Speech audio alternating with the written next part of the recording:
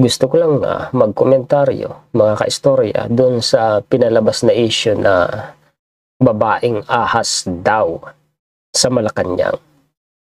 Nitong mga nakaraang linggo kasi, mga kaistorya, nakikiramdam lang ako. Nagmamatsyag-matsyag lang ako sa nangyayari sa paligid, typically sa social media. Hindi kasi maganda ang naging epekto nung pinalabas na issue, mga kaistorya, na babaeng ahas sa Malacanang. Direkta kasi ang pinunterya nun ang administrasyon ni PBBM. Nag-create yun ng hindi magandang impresyon sa administrasyon ni PBBM como ang mga ginamit na noun ahas, babae, Malacanang. Pag sinabing ahas, natural lang ibig sabihin yan, alam natin, traidor, Pagkatapos ikinabit pa sa Malacanang. Sino ngayon ang nasa Malacanang kundi si PBBM? So sino nga pinunterya ng issue na yun kung hindi si PBBM or yung administrasyon ni PBBM? Ang hirap kasi, mga kaistorya, nadidismaya talaga ako kasi may mga kapwa tayo pro-government vloggers na tinalakay ang issue na yan. Nagsimula kasi yan dun sa issue na yung kay dating ES Victor Rodriguez at dun sa inilabas na dokumento na umano naghihingi si Attorney Vic Rodriguez ng napakaraming power sa Pangulo, na ang pagkakaano pa nga, mga kaistorya, base dun sa draft, halos sakupin na yung trabaho ng Pangulo. Yung draft kasi na yun unofficial. Totoo naman talaga unofficial. Well, na hindi naman na talaga kahit kailan magiging official yun kasi hindi nga pinirmahan ng Pangulo.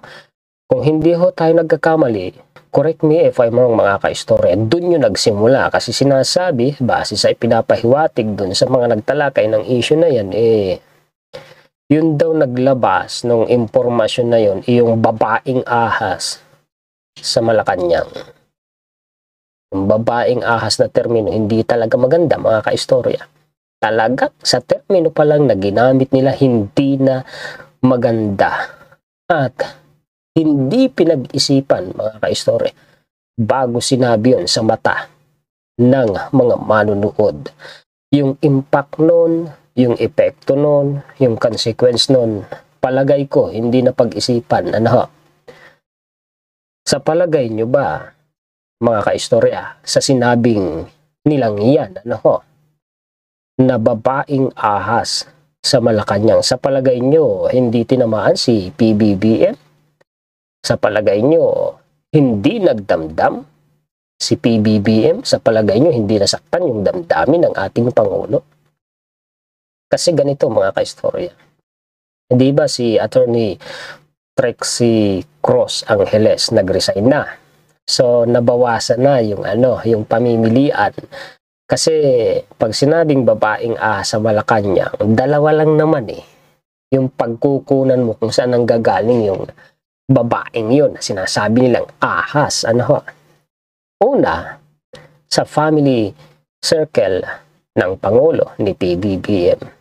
Pangalawa, sa mga miyembro ng kanyang gabinete, kasi may mga cabinet members siya na babae. Nabawasan ngayon, nag-resign si Attorney Trixie Cross Angeles. Sino na ngayon yung tinutukoy nila na babaeng ahas sa Malacanang? Ngayon kaya nila talakayin, kasi pag ngayon nila tinalakayan, matik, alam na ng tao, matik, at palagay ko alam nyo rin kung sino yung tinutukoy nila. Ako alam ko kung sino, mga kaistorya, pero hindi ko papangalanan. Bakit? Kasi pag sinabi ko na itong babaeng ito yung tinutukoy nila na babaeng ahas, papaano kung i-deny nila? O di sino ngayon ang tudas? Hindi ako. Madali kasing mag-deny, mga kaistorya, kahit patutuong yun ang tinutukoy nila, tapos pinangalanan ko, napakadaling i-deny yun. Kasi siyempre, mga kaistorya, sa ganyan kasing issue, kaya hindi pinapangalanan para iwas pusoy. Ganun yun. Ito ngayon. Hindi ba't yung babaeng ahas na tinutukoy nila nasa Malacanang kanyo? Kung hindi sa family circle ni PBBM, miyembro ng cabinet members niya, mga cabinet members. Bahala na ho kayo, mga kaistorya, palagay ko, alam nyo naman kung sino yung tinutukoy nila. Ngayon, yung taong yun, na babaeng yun, kaya ang nakita nyo dyan sa title, nag-uusap. Yung babaeng ahas na yun at sinasabi nila at saka si PBBM, kasi talaga hong nag-uusap yan. Mga kaistorya, sa palagay nyo, hindi yan nakarating sa kaalaman ni PBBM. Sa palagay nyo, nung tinawag nila yung babae na yun na ahas, sa palagay nyo hindi kaya nasaktan ang damdamin ni PBBM? Alam nyo naman ang mga Marcos, mga kaistorya. Hindi naman yan papatol sa mga ganyang issue. Hindi sila papatulan yan. Hindi yan makikipagtalo sa kanila. Kung yun ng mga napakalalaking politiko, hindi pinatulan ng mga Marcos, sila pa kaya? Ito ang punto dyan, yung sinasabi ko, mga kaistorya, na hindi nila pinag-isipan yung magiging konsekwensya, yung magiging resulta, yung magiging epekto bago nila ginawa yung content na yun. Ano yun? Kasi may epekto yan, mga kaistorya. Unang-una, naisip kaya nila yung magiging epekto niyan sa mga manunood?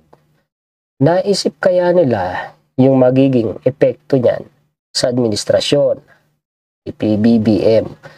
At naisip din kaya nila yung magiging epekto niyan at konsekwensya niyan sa sarili nila? Naitanong kaya nila yan sa kanilang sarili, mga kaistorya?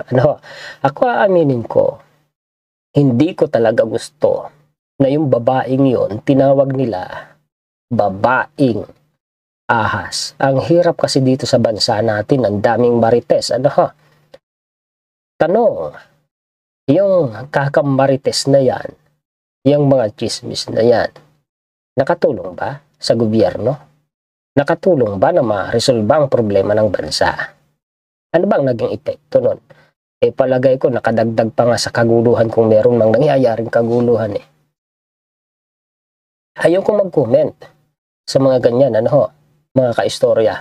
Kaya hindi ko pinapatulan yung ganyang mga chismis. Ako, nagkukomentaryo ako ngayon dahil sa mga kapwa ko pro-government vloggers na tungkol dyan sa babaeng ahas na yun na sinasabi nila. Ang hirap kasi ng ganyan, mga kaistorya. Nagko-komentaryo tayo, hindi ba natin alam na tayong mga vloggers, kaya nga tayo tinawag na influencers kasi nai-impluwensya natin yung mga manonood natin sa papaanong paraan. Yung mga manonood natin, nai-impluwensya natin ng ating mga paniniwala, ng ating mga kaalaman, at ng ating mga opinion. Although, ang ating mga viewers, syempre, may sariling pag-iisip yan. Pero somehow, naiapektuhan, nai-impluwensyahan natin sila. Kami, nai-impluwensya namin ang mga viewers. Ito ngayon, ang tanong, bilang isang vlogger, ano ang naging impluwensya niyan doon sa mga manonood, yung topic na yan, na babaeng ahas? Hindi ba't nagdulot yan ng kung hindi man nawalan, inabawasan yung respeto nila doon sa taong tinatawag ng babaeng ahas? Baka nagdulot pa nga yan ng pagdududa di ba? O ngayon, sa palagay ba nila hindi nasaktan si PBBM sa tinatapik nila na yan? Ano ang epekto nun sa kanila? Eto na yan. Palagay ko hindi nila napag-isipan Sigurado ako, nalamatan yung tiwala at pagkakilala ni PBBM sa kanila.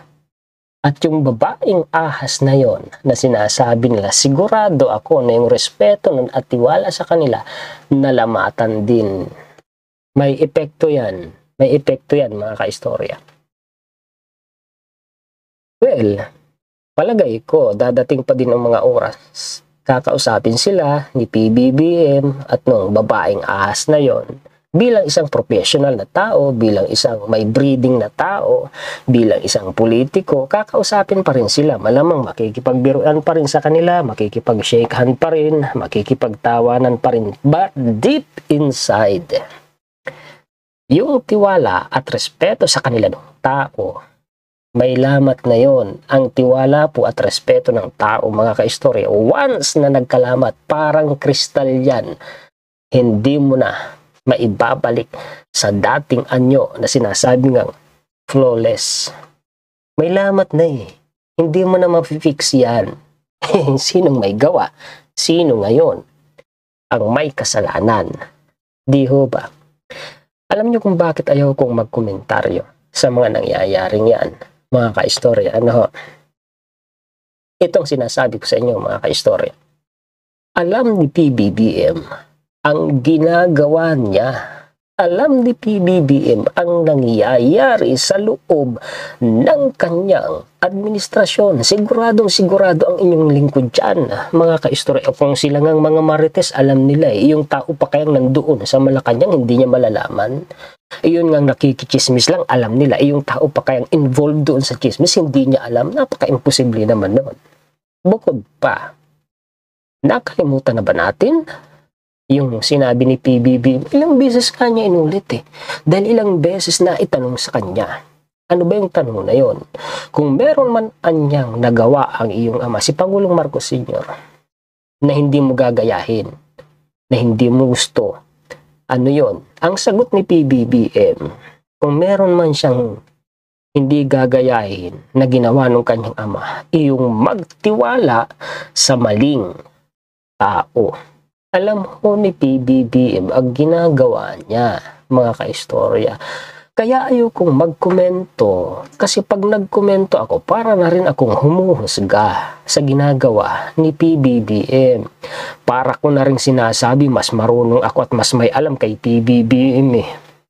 Di kami na lang ang maupo dun sa Malacanang at kami na lang ang magpatakbo ng gobyerno kung mas marunong pa pala kami kay PBBM. Di ho ba? Ganun lang naman yun. Yun eh, pananaw ko. Yun eh, ang opinion ko. Yung kaso magkakaiba kami ng opinion, mga kaistorya. Eto pa. Yung kay Attorney Vic Rodriguez. Kung tatanungin ninyo ako kung ano ang tingin ko, kung anong pananaw ko doon sa ginawa niyang draft, para sa akin, may mali talaga.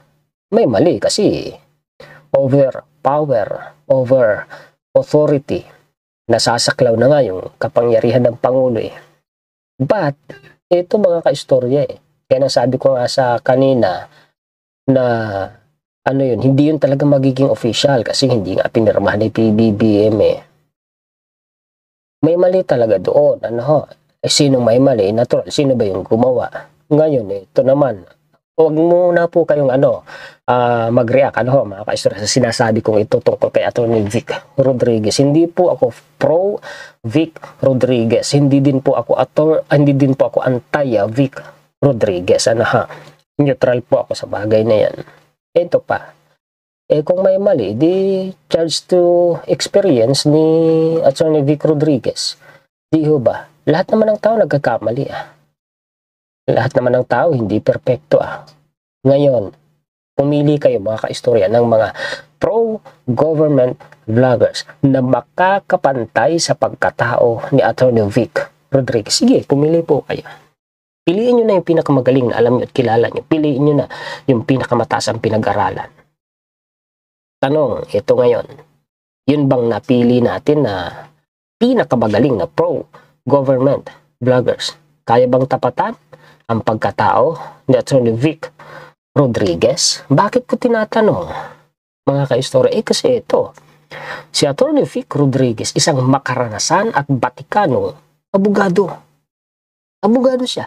Gaano ba kataas ang pinag-aralan ng abogado? 2 kurso, karaniwan, ang pinag-aralan ng isang abogado. Una, preparation course. 4 years po yan, mga kaistorya. Plus, Bachelor of Laws.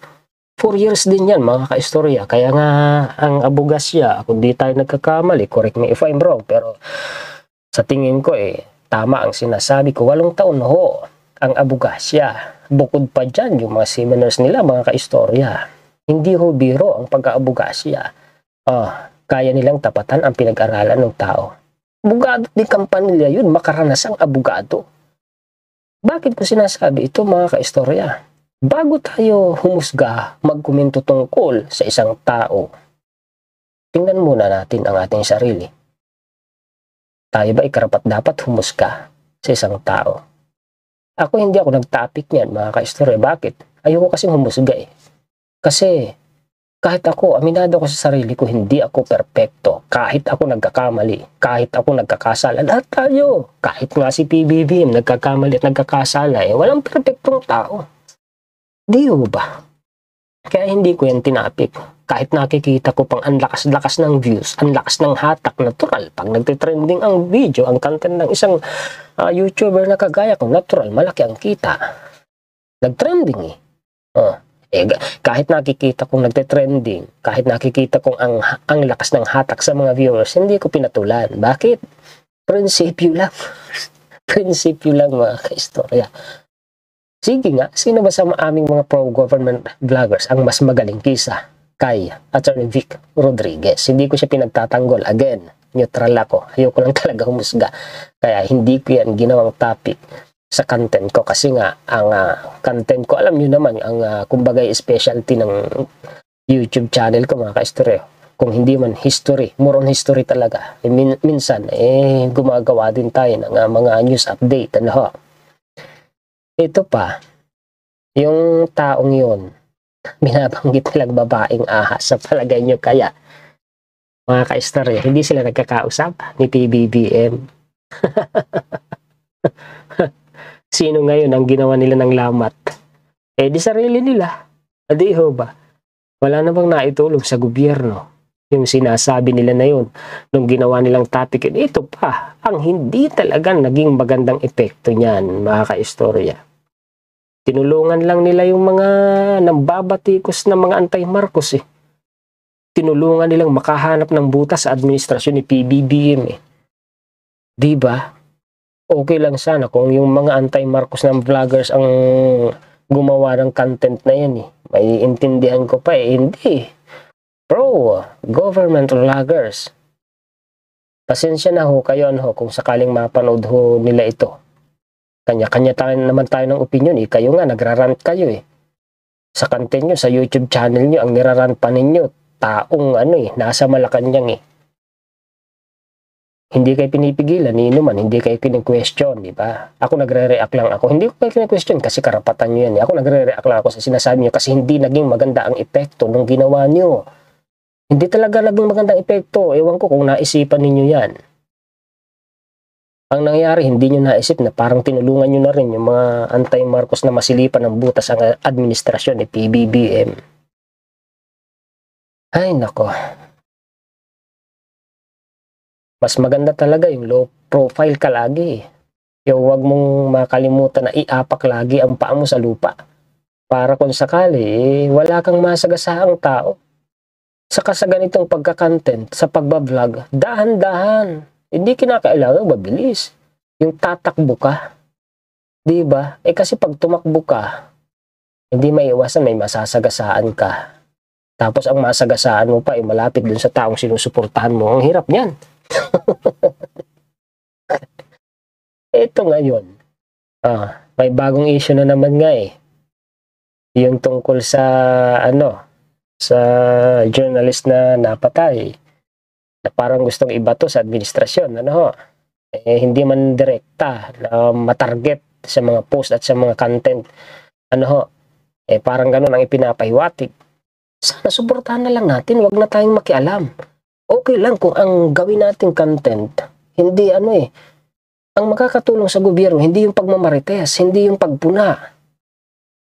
Hindi, okay lang magpuna, pero dahan-dahan naman. Tingnan nyo yung mga terminong ginagamit, babaeng ahas sa Malacanang. Malacanang, ahas, babae. Daan-daan lang sana. Mas maganda pa ang gawing content yung mga proyekto at programa ni PBBM, hindi yung pagmamarites. Hindi ho ako nakikialam. Content nila yan, YouTube channel yan, malaya ho sila na gawin nila ang gusto nila. Kaya lang sana isipin nila kung anong magiging epekto nun sa isipan ng publiko. Ano ang magiging epekto nun sa gobyerno? Ano ang magiging epekto nun sa sarili nila? Pag-isipan sana muna ng maraming beses bago yan ilabas sa social media. Isipin nyo, tinawag na ahas yung taong yun. Tawagin ka ng traidor, wag lang ahas. Although magkasing kahulugan, pero pag sinabi kasing ahas mga kaistorya, mas mabigat yan eh. Alam mo bakit? Una, pag ahas kasi matik, ibig sabihin, di ba? Traidor. Pangalawa, yung tao itinulad sa ahas, hayop. Itinulad sa hayop yung tao. Na ano nyo mga kaistorya? Tapos ikinabit sa Malacanang. Sino nasa Malacanang? First, family. Siyempre, nandun ang presidente, doon nakatira ang presidente, natural, doon din titira ang kanyang pamilya. So, pag sinabing Malacanang, mga kaistorya, ang direktang tatamahan si PBBM, yung imahe ni PBBM, yung imahe ng administrasyon ni PBBM. Diba? Ewan ko kung naiisip. Yan ang naisipan kong content ngayon kasi ano ko sa balita, nag-resign si Attorney Trixie Cruz Angeles, dinabawasan yung paghihinala na sinasabing babaeng ahas sa Malacanang kasi wala na si Attorney Trixie Cruz Angeles sa Malacanang. Anyway, ganun pa rin. Alin ba doon sa mga miyembro, babaeng miyembro ng gabinete ni PBBM at alin sa family circle ni PBBM, alin sa mga yun, yung babaeng ahas na tinutukoy nila. Ngayon kaya sila mag-content. Diba? Ano yung bakit hindi tinutukoy ang pangalan kung talagang sigurado sila na ahas yung babae na yun? Iwas pusoy sila eh. Iwas pusoy. Anyway, sa tingin ko, alam naman ng PBBM kung sino yung tinutukoy nila. Ngayon, kumo yung babaeng ahas na yun na tinutukoy nila, direkta kasi ng target kay PBBM para na rin nilang sinaktan ang damdamin ni PBBM. Ganun yun. Hindi man umimik ang presidente natin, mga kaistorya. Hindi rin naman sila papatulan nun eh. Yung mga issue na hindi yan papatol si PBBM sa ganyan eh. Pero tao lang din po ang presidente natin. May damdamin din yan. May puso din yan. Nasasaktan din yan. Sana naman isinasaalang-alang ho nila, hindi yung basta content ng content na lang. Ay nako, ewan ko ba. Matalino si PBBM. Yung breeding ho nila mga kaistorya. Kaya nga hindi sila, alam niyo kung bakit hindi sila pumapatol sa mga ganyang issue, sa mga nambabatikos? Noon pa, kahit malalaking tao pa, kahit malalaking politiko pa yung bumabatikos sa kanila at naninira sa kanila. Alam niyo kung bakit hindi sila pumapatol? Kasi may kasabihan eh. Walang saysay makipagtalo sa taong mangmang. Pag sinabing mangmang, hindi lang yung basta mga hindi nakapag-aral. Yun kasing taong mangmang, ibig sabihin yung hindi tumatanggap ng tamang katwiran. Yun ang mangmang. Kasi maraming hindi nakapag-aral na tao pero tama yung pagkakatwiran eh. Diba? Marunong, makatao. Diba? Kasi yung pagiging makatao, hindi matatagpuan sa may pinag-aralan lang. Maraming taong hindi nakapag-aral, mga nasa bundok pa nga pero makatwiran, tama ang pangangatwiran. So, kaya hindi sila pumapatol sa mga taong mangmang dahil walang saysay makipagtalo sa mga taong mangmang. Hindi ko sinasabing mangmang yung nag-content ha. Ang sinasabi ko dito mga kaistorya, yung kasabihan, kung bakit hindi pumapatol ang mga Marcos sa mga issue na ganyan, kasi para sa mga Marcos walang saysay makipagtalo. Yun ang ibig kong sabihin, mga kaistorya. Bukod pa dyan, sa ganun kasing paraan, makikita na mas mataas ang uri ng breeding ng mga Marcos. Bakit? Disiplinado eh. Diba? Ay sana wag pag-isipan ng masama itong sinasabi natin.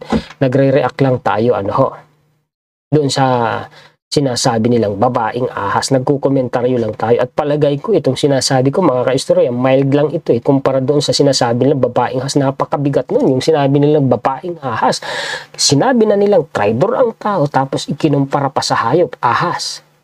Mabigat yun. pagkatapos nasa Malacanang daw yung babaeng ahas. Ewan ko kung hindi nalamatan ang tiwala ng pamilyang Marcos sa kanila. Yun ang question dyan, mga kaistorya. Bukod pa, may kasabihan, pag hindi ukol, hindi bubukol. Kung ano ang itinanim mo, yun ang aanihin mo. Diba, mga kaistorya? Pasintabi lang po, mga kaistorya. Ito naman ay opinion ko lang. Para sa aking side lang naman ito. Hindi ko kinakampihan, mga kaistorya, si Atty. Vic Rodriguez. Hindi ko siya ipinagtatanggol. Kung nasabi ko man yun kanina. Ang punto ko lang kaya hindi ho ako nagkantentang tungkol dyan sa mga marites na issue na yan. Dahil, sino ba naman ako para pumuna? Sino ba naman ako para humusga? Lahat naman ng tao nagkakamali. Lahat naman ng tao nagkakasala. Wala naman taong perpekto. Pagkatapos ako na simpleng vlogger lang, huhusgahan ko ang isang taong mataas ang pinag-aralan, malaking tao sa lipunan.